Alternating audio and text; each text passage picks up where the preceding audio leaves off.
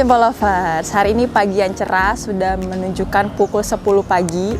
Pagi ini kita sudah ada di kolam pemancingan Cinangka Indah, tepatnya di kawasan Sawangan, Depok. Jempol Official Indonesia hari ini kedatangan tamu spesial, yaitu Kang Ito. Hari ini kita akan kupas tuntas produk amisan jempol. Ketujuh variannya akan kita bahas sampai ke akar-akarnya. Hari ini kita akan fun fishing alias mancing bareng Kang Ito selama beberapa menit ke depan. Kira-kira gimana keseruannya? Ikutin terus. Jangan lupa sebelum lanjut nonton untuk subscribe, komen, like, and share. Dengan umpan jempol, mancing jadi puas.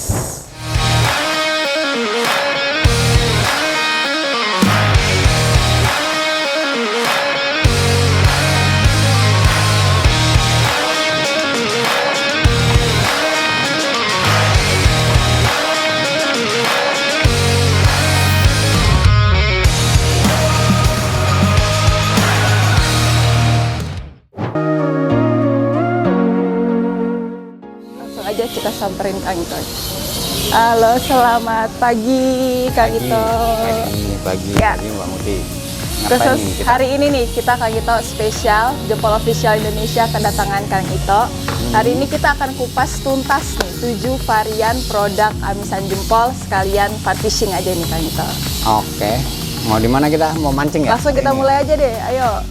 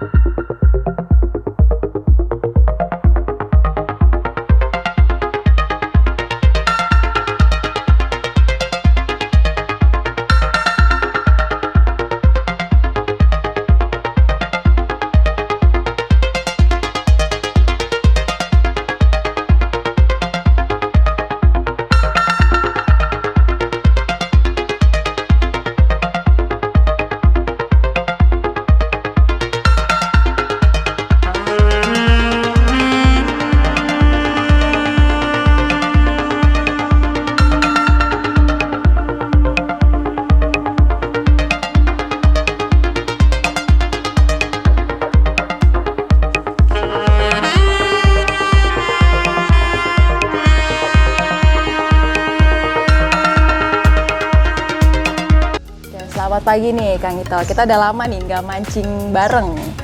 Sibuk ya? Senang, alhamdulillah akhirnya kita Jempol Official Indonesia kedatangan Kang Ito langsung nih. Hari ini kita akan kupas tuntas masalah amisan nih Kang. Yep. Kan kita dengar Jempol ini punya pabrik sendiri ya untuk produksi semua amisan ini. Mungkin bisa dijelasin Kang, pabriknya ada di lokasinya di mana, ada berapa untuk amisan jempol ini? Siap Mbak Muti, terima kasih juga buat teman-teman di Jempol Official Indonesia ya. Jadi kita berpisahan antara Kang Ito sama Official sekarang bisa saling mencari viewer sendiri. Ya kalau kita bicara tentang amisan, karena kan bertahun-tahun ya di pasaran itu yang paling umum dipasarkan adalah cuma tuna yang menggunakan kaleng. Mereknya ada beberapa yang ada di umum di pasaran. Nah, melihat karena setiap pemancing adalah menggunakan dan itu pangsa pasarnya besar. Kemudian sekitar 4-5 tahun yang lalu saya berinovasi gimana berpikir yang simple, maksudnya packagingnya simple, nggak usah kaleng dan sebagainya, dan tentunya akan lebih murah. Nah, akhirnya kita ciptakan ini pertama. Ini kita pakai tuna jempol. Kita produksi pada tahun berapa ya, saya lupa ya, tapi sebelum corona deh, kalau nggak salah ya 2017 apa 18 gitu ini. Kemudian saya mencari gimana bisa proses ikan itu bisa awet dan sebagainya. Saya belajar selama kurang lebih 1 tahun mempelajari ini supaya kita bisa membuat produk yang nggak basi. Kita pertama pakai bahan chemical, kemudian dengan cara diawetkan ternyata nggak bisa. Akhirnya mau nggak mau harus menggunakan sistem sterilisasi. Sterilisasi itu apa namanya, menggunakan pemanas. Nah, sementara kalau pemanas larinya ke kaleng. Terus sambil alternatif saya belajar menggunakan pouch dan cari informasi ke sana ke sini. Ternyata mesinnya mahal banget. Nilainya lumayan M gitu kan. Dan ya alhamdulillah kita mampu beli, terus kita produksi ke pabrik lain. Alhamdulillah berjalan lancar. Selama 2 tahun 3 tahun saya kerjasama dengan pabrik besar, di salah satu pabrik besar untuk pengalengan ikan di Jawa Timur, di Banyuwangi, di Muncar. Setelah berjalan itu sekian lama, akhirnya kita buat produksi sendiri. Kita bikin pabrik kecil-kecilan sendiri di Jawa Timur juga. Kebetulan temen di sana yang bisa handle, kita beli mesin lagi skala laboratorium. Jadi mesin kecil kita pakai produksi. Kalau biasa kan kalau mesin besar kali produksi bisa 4 sampai 12 ton per hari. Kalau ini kita produksi sehari cuma sekitar 100 sampai 200 kilo ikan aja. Berarti mesin pertama yang diproduksi oleh Jempol itu tuna, tukang itu? Tuna, mereknya tuna Jempol. Ini yang sudah beredar sekian tahun. Nah ini yang pertama. Terus selama di tempat yang lama, mesin besar kita nggak bisa produksi yang lain karena kapasitasnya cukup besar. Sementara penjualan kita belum berjalan secara bagus. Jadi saya bikin pabrik sendiri dengan kapasitas produksi yang nggak terlalu besar. Waduh, tiba-tiba narik ya.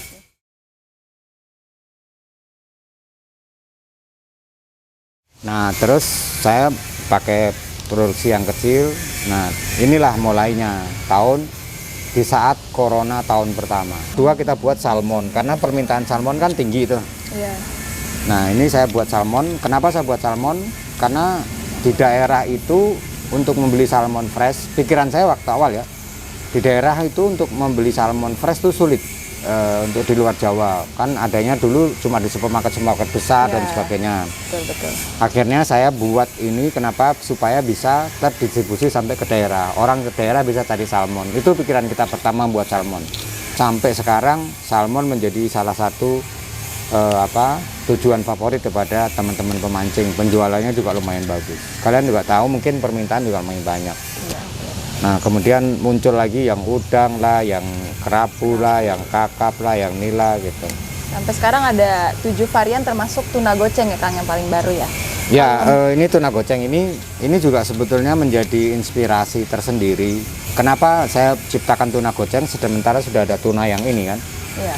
Nah, di pangsa pasar terutama di Jawa Barat itu orang beli tuna kan eceran, mereka disendokin gitu kan. 5.000 terus 5.000 10.000. Nah, daripada ribet-ribet beli sendokan yang kadang-kadang kalau sudah kalengnya udah dibuka dan sebagainya bermasalah. Nah, akhirnya saya ciptakan tuna goceng. Nah, ini di pasaran cuma 5.000 nih. 5.000 rupiah aja tuh. Ya, 5.000. Nah, itu kita ciptakan tuna goceng dalam artian supaya teman-teman pemancing nggak usah ribet, beli 5.000 udah satu set. Kalau misalnya tadi Kang Ito sempat mention dari Jawa Timur pindah pabriknya nih ke Jakarta, itu gimana tuh Kang? Mungkin bisa diceritain teman-teman Jempol lovers mungkin pengen tahu gimana ceritanya. Ya, jadi ceritanya begini, berkenaan dengan biaya operasional sih sebetulnya. Pada awalnya ikan itu ada beberapa ikan kayak tuna itu paling banyak adalah saya dapat di Jawa Timur. Di Jawa Timur kita dapat dari Bali, dari NTT dan sebagainya, sumber bahan bakunya itu dari sana. Makanya kita buat di Jawa Timur agak murah. Tapi begitu memasukin produk yang lain, jenis-jenis ikan yang lain kayak salmon dan sebagainya, itu ternyata bahan bakunya 90% ada di Jakarta. Ada di Jakarta. Nah, kebetulan kalau kita tetap produksi Jawa Timur, kita kalah di transportasi dan distribusi. Makanya cost-nya jadi tinggi. Nah, pemikiran itu gimana cara memindahkan produk itu supaya efisiensi, harga dan sebagainya kita tetap bisa kejar. Terus kebetulan kita ada lahan atau ada tempat di Cipondoh, kita berusaha pindahkan pabrik itu. Saya pikir bisa apa enggak dan sebagainya, karena kan berkenaan dengan teknologi ya Mbak. Sementara pabrik di Jawa Timur itu sudah berjalan selama 2 tahun. Kendala di sana adalah selain distribusi yang lumayan mahal dari Jakarta ke Jawa Timur, di pabrik itu kan kita nggak dapat listrik besar, sedangkan kita butuh 50.000 kVA untuk menjalankan mesin itu. Saya jalankan selama 2 tahun dengan menggunakan genset. Nah, itu kendala terus dengan genset itu. Satu karena electricity-nya, yang kedua karena cost daripada bolak-baliknya itu. Maka alternatif karena di Jakarta kita bisa dan ada, kita pindahkan. Akhirnya sekarang sudah ada di Jakarta ya? Ada di Jakarta, ada di Tangerang sih lebih tepatnya, kita ada di Cipondoh. Kira kalau amisan favorit Kang Ito nih secara personal, yang mungkin sering dipakai untuk lomba, dan mungkin ada cerita sedikit di balik amisan favorit itu karena mungkin pernah juara di mana, ada mungkin cerita serunya juga mungkin bisa diceritakan kepada teman-teman Jempol Lovers. Oke, kalau kita bicara juara ya, kalau saya mancing terus terang udah tahun-tahun terakhir lah, saya udah nggak mikirin juara gitu, karena kan yang penting ikannya dimakan, umpan kita dimakan bagus. Cuma kalau kita pikir juara, kayaknya tren sekarang kan galapung, teman-teman galapung. Saya lebih banyak waktunya main galapung aja kalau sore gitu kan. Nah, kalau di Minapuri itu berpuluh-puluh kali saya juara, total itu terlalu terbanyak. Terus kan induk juga pernah juara 2, juara 1 pernah, juara 3 pernah. Setiap pemancing pasti pernah mengalami juara. Tapi sekali lagi saya tekankan, kalau prinsip kita mancing sebetulnya adalah yang penting di makan ikan bagus dulu. Setelah ikan makan bagus baru juara ngikutin. Iya. Nah, itu. Kalau favoritnya mana? Ya, semua saya favorit. Dalam arti saya amisan itu nggak pernah oh ini pakai ini terus. Kalau favorit kan pakai ini terus. Betul. Kan enggak. Kalau saya memberikan karakter cerita kepada teman-teman. Contoh kalau nila ini kan ini menimbulkan aroma gurih sekali gitu kan. Aroma gurih. Sama udang juga. Udang itu juga aroma gurihnya khas. Jadi tidak dimiliki oleh ikan yang lain. Nah, ini menurut saya menjadi wajib setiap pemancing menggunakan ini. Harus ada tambahan ini, walaupun sudah menggunakan tuna, walaupun menggunakan salmon dan sebagainya. Nah, ini dua ini menurut saya wajib dipakai untuk udang sama amisan nilanya untuk menambah aroma gurih dan penarik tertentu. Jadi satu racikan itu juga bisa pakai beberapa amisan ya Kang? Nggak cuma hanya satu aja gitu ya? Bisa 2 sampai 3 amisan. Tren mancing sekarang 5 tahun terakhir ini kan orang banyak menggunakan esen yang aromanya macam-macam. 80% aroma esen yang dijual itu adalah aroma wangi. Aroma amis itu sedikit banget. Nah, mereka menggunakan umpan dasarnya amisnya ekstrim. Jadi umpannya tuh amis banget, kemudian disontek pakai esen sebagai penyimbang aroma wangi. Nah, kalau untuk ngejar amis banget, kalau kita hanya menggunakan satu amisan doang, misalnya tuna gitu, aromanya nggak bisa ngejar. Walaupun dipakainya banyak nggak bisa, karena kan dia munculnya aroma wangi, amisnya itu amis wangi, amis tertentu gitu loh. Pengen mau amis yang bener-bener amis, orang pasti akan pakai kerapu, pakai kakap.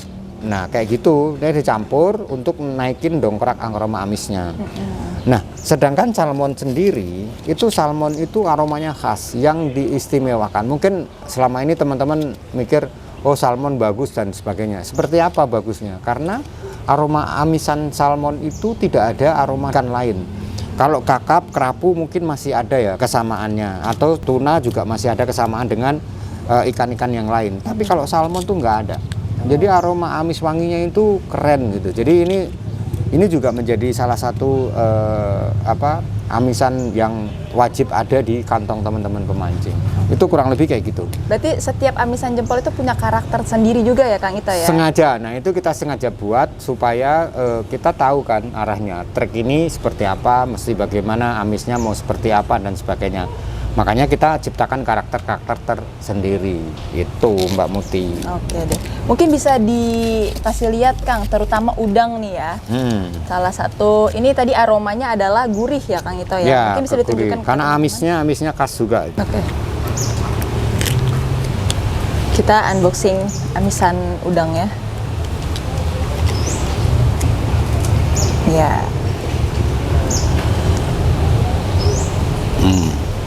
Ini ya. Ini berarti komposisinya 100% daging udang asli ya, Kang? Ya, karena kita agak dihaluskan, karena kan kita menggunakan pots ya. Iya. Kalau utuh-utuh semua itu bermasalah nanti, akan menjadi jebol. Makanya kita agak dihalusin sedikit, walaupun ini agak lembut. Dan pada prakteknya kan pemancing juga masih dihalusin. Kita sebenarnya bantu pemancing juga untuk bisa lebih halus lagi. Iya. Lebih praktis lagi gitu, jadi nggak perlu susah-susah untuk pas ngaduk ya. Sekarang nih Kang, yang kedua yang paling banyak teman-teman Jempol Lovers penasaran adalah tekstur dari amisan salmon. Ini kira-kira kalau salmon ini warnanya seperti apa, teksturnya seperti apa? Gitu. Jadi gini, saya pernah disclaimer di medsos kita bahwa salmon itu tidak semuanya merah. Karena ada yang salmon daging natural, ada yang putih, ada juga yang merah. Iya, ada merah. Perlu saya jelaskan bahwa salmon kita adalah bukan daging salmon yang kualitas A. Karena kalau dengan kualitas A, daging salmon itu sekilo bisa 200-300 ribu per kilo. Yang daging yang kalau ikan supermarket itu biasanya kan itu sekitar 200-300 per kilo. Jadi sisa-sisa daripada file itu kita ambil, kita beli, baru kita produksi gitu. Makanya teksturnya udah lembut. Nah kayak gini kita lihat.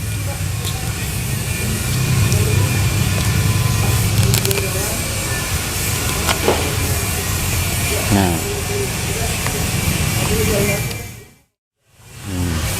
aroma salmonnya keren banget. Nah ini kita sudah proses di mesin itu. Ini 100% salmon flex juga ya Kang ya? Salmon, jadi salmon dari bagian perut atau belly orang bilang, ada bagian daripada punggung, ada bagian daripada ekor. Ada yang warnanya merah, ada yang warnanya putih, ada yang warnanya natural atau agak coklat. Nah ini kita gabung jadi satu. Supaya ngejar apa? Karena teman-teman kalau misalnya saya ikutin harga standar ikan salmon, nggak mungkin bisa dapet. Karena kan ini cuma 10.000 di pasaran. Iya, betul, cuma 10.000. Salmon 10.000 itu ya sangat yang istimewa sangat gitu. juga, iya. Aromanya sama persis seperti Daging yang salmon, harga iya. 300.000 aromanya. Karena kan pemancing kita butuh aromanya kan. Yap. Dan yang terakhir nih Kang, yang paling spesial tuna goceng karena baru rilis kemarin. Ini banyak banget yang tanya karena ini menjadi salah satu solusi bagi para pemancing galapung nih biasanya nih Kang. Karena dengan ukuran yang pas, lebih praktis, lebih ekonomis. Mungkin bisa Ini ditunjukkan, tuna goceng ini secara teori mungkin nggak dapat ya kalau kita ngejar harga goceng itu, karena kan dalam dunia bisnis kalau kita nggak mungkin jual ke direct pada pemancing kan, kita kan pasti ada grosir dan ada sub grosir. Jadi harga real grosirnya pasti nggak goceng, isinya kita standarkan. Ini kurang lebih 50 gram ya isinya ya, 50 gram. Ini kita buka coba. Kalau kualitasnya terus terang yang ini lebih bagus terus terang. Ini karena kan tuna itu jenisnya ada berapa macam ya. Yang setahu saya ada longtail, ada big eye, kemudian ada yellowfin, ada bluefin, kemudian ada ikan cakalang itu termasuk itu kan tuna juga dan sebagainya. Nah ini salah satu daripada tuna big eye yang kita borak sama tuna yang size-nya di bawah 2 kilo. Karena kalau dianggap tuna bagus buat ekspor dan sebagainya, biasanya di atas 2-3 kilo. Kita bikin tuna yang di bawah 2 kilo. Jadi harganya berbeda murah. ya Kang? Kualitas dagingnya agak berbeda. Kualitas aroma dan sebagainya Sama ya? Ini bagus banget. Itulah. Amis banget sih ini. Amis dan gurih. Ini untuk pesan tuna goceng ya. Dan isinya sebenarnya nggak terlalu jauh berbeda ya Kang ya? Kalau dengan ini dari segi jumlahnya pasti beda jauh. Terus dari kualitas ikannya sama-sama kualitas ikan fresh, cuma beda jenis ikannya. Kalau yang ini kita menggunakan lebih banyak ke yellowfin tuna, kalau ini ke ini udang. istilahnya kita albacore. Jadi kalau istilah di tuna di jual beli transaksi tuna itu namanya tuna albacore. Itu tunanya adalah ukurannya di bawah 2 kilo. Sebetulnya tuna mungkin bisa juga yellowfin, bisa juga, cuma belum kelihatan itu yellowfin atau apa. Biasanya ikan-ikan tuna kecil disebut albacore. Kalau untuk Kang Ito sendiri nih, ada nggak sih Kang rekomendasi khusus untuk perairan-perairan daerah tertentu, khususnya untuk Jabodetabek deh, atau mungkin daerah-daerah lainnya yang mau Kang Ito rekomendasikan gitu? Kalau misalnya untuk amisan ya, kalau Jabodetabek, karena kan kondisi airnya cenderung kepada butek atau kotor gitu kan. Ya pasti akan amisnya akan lebih dikuatkan aja. Cuma untuk wilayah-wilayah Bogor kan masih ada yang jernih dan sebagainya. Jadi amisannya ditipisin aja supaya nggak terlalu amis, over amis. Terus biasanya kan jadi perdebatan dari ikan ukuran ikan, itu juga pengaruh ikannya seperti apa. Nah, sekarang kalau kita pikir sebetulnya kita bisa menggunakan umpan amis banget, itu juga bisa buat ikan gede. Bisa juga ikan kecil juga bisa. Nah, kadang-kadang kan orang jadi perdebatan, oh kalau ikan kecil umpannya harus amis banget, ikan gede harus wangi gitu ya. Nah, kayak gitu makanya diciptakanlah yang ada esen itu kan. Nah, umpan kita setting amis banget dan nanti aroma wanginya dan sebagainya untuk cari ikan gedenya menggunakan esen. Itu aja sih. Sebetulnya menurut saya pribadi sama aja, mau Sama amis, aja ya? mau wangi, mau apa, ikan kecil, ikan gede makan juga. Oke deh. Tuh. Kunci sukses mancing nih, apa gitu. Nah, kunci sukses mancing. Kalau di kolam ya, terutama mungkin kita bicara lomba lah ya. Berkali-kali kita udah quote tentang kunci sukses mancing. Yang pertama, kalau di kolam lomba, terutama adalah lapak dulu. Ay. Yang pertama lapak tuh Kang, yang kedua Pasti lapak, karena berkenaan diundi, ya kan, lapaknya ditentuin. Dan sampai sekarang pengelola kolam juga belum tahu kenapa ikan itu selalu seneng di situ, di lapak tertentu. Iya, Ada yang enggak gitu. Nah, istilahnya ngeblok, tapi walaupun nggak ngeblok tetap ada lapak favorit pasti. Betul. Yang kedua umpan. Kenapa kita bilang umpan? Kalau lapak bagus, umpan kita nggak bagus, kurang makan juga, hasilnya nggak Betul. maksimal. Dapat mungkin gitu kan. Dua. Nah kalau lapak sudah bagus, umpan sudah bagus, makan bagus, kembali ke yang ketiga tuh skill mancing kita. Betul, betul, betul. Skill mancing itu mungkin kita perlu kapan saat ditarik, kapan dideteksi apakah itu udah makan apa belum dan sebagainya akan pengaruh. Setelah skill kita bicara piranti atau alat. Alat kita akan berpengaruh sekali apabila kalau mancing ikan mas gitu. Benang terlalu besar juga nggak bagus, terlalu kecil resiko putus gitu Betul, kan. iya. Joran kita terlalu kaku juga nggak enak, terlalu lentur juga ikan nggak cepet naik gitu kan. Yang kelima baru kita bicara hoki, karena Keuntungan, ya. kalau kita ngandelin hoki doang tanpa ada usaha bagi kita sih nggak ada. Betul. Nah, Setuju. itulah kenapa kita kalau mancing selalu harus ada 5 unsur itu terpenuhin gitu. Pertama dari lapak, kemudian dari umpan, ketiga dari skill kita, keempat piranti, baru kita bicara hoki. Nah itu, kalau itu semua terpenuhi, mancing kita pasti sukses. Hoki bagus pun, sukses pun, belum tentu juara. Benar, benar. Iya. Sering kan ngalamin Iya, kita mancing kemana-mana, kita dapet ikan banyak banget, tapi nggak Nggak juara. juara, betul. Dari secara teori, sukses kan mancingnya. Betul. Kan mancing itu adalah menggunakan alat, kemudian kasih umpan, makan, strike dapat. Itu kan udah sukses. Sukses, betul. Nah untuk juaranya kan belum tentu bisa.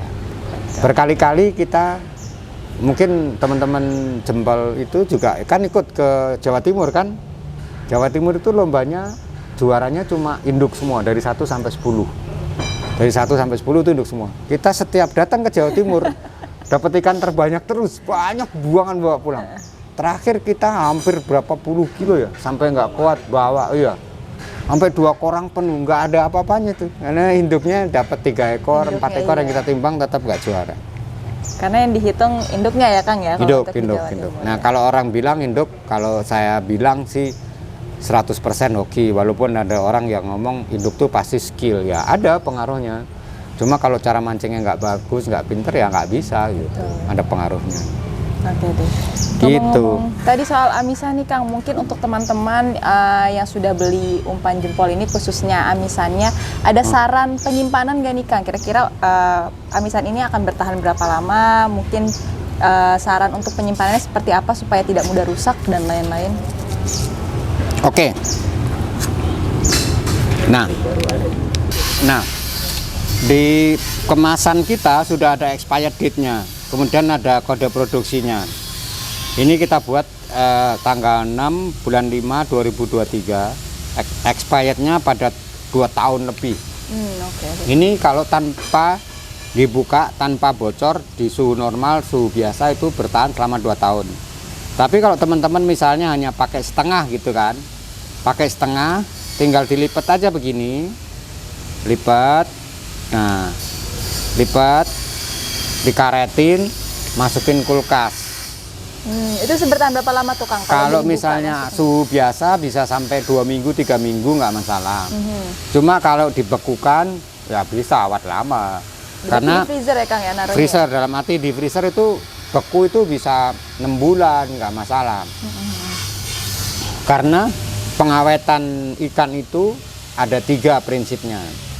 Yang pertama dengan cara diasap atau dikeringkan, jadinya ikan asin, ya kan? Yang kedua dengan cara dibekukan di minus 21 derajat, itu bisa tahunan. Tapi kan untuk distribusi susah karena kita kalau harus freezer dan sebagainya kan susah. Yang ketiga dengan cara di sterilisasi dengan menggunakan kaleng atau pot seperti ini. Nah itu teori pengawetan ikan, itu udah nggak bisa. Di luar daripada itu mungkin orang dengan chemical lah, dengan minyak apa nggak bisa. Pengalaman saya itu, sepengetahuan saya nggak bisa. Makanya kita ambil alternatif terakhir adalah dengan menggunakan mesin sterilisasi yang kita punya. Dan alhamdulillah hanya merek umpan jempol doang yang punya ini. Ya kan? Betul. Tapi mungkin nggak tahu, sekarang udah ada produk lain yang mengikutin kita. Nah, Oke Deni, sebelum kita menutup perbincangan hari ini, pertanyaan terakhir nih Kang Ito. Bisa nggak sih kasih saran untuk jempol lovers, kira-kira tips untuk memilih amisan di pasaran tuh Kang, seperti apa? Tip memilih amisan di pasaran ya. Kalau amisan yang ada di pasaran secara umum ya, mohon maaf ya, itu cuma tuna doang kan.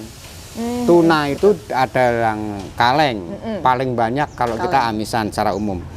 Yang kedua mungkin kalau di toko pancing ada yang jualan murni, beku. Jadi kayak salmon, ada salmon beku, tapi kan per 100 gram itu udah di atas 20.000 paling murah. Nah itu kan jadi hal yang mahal. Kalau saran tipnya ya apa, paling gampang ya simple, punyanya jempol. Itu kan 10.000 udah tinggal sekali pakai, udah nggak usah pusing. Nah triknya seperti apa pemakaiannya, nggak usah pusing. Pokoknya mau pakai kerapu, pakai kakap, mau pakai salmon, pakai apa, dimakan pasti dimakan gitu loh. Betul.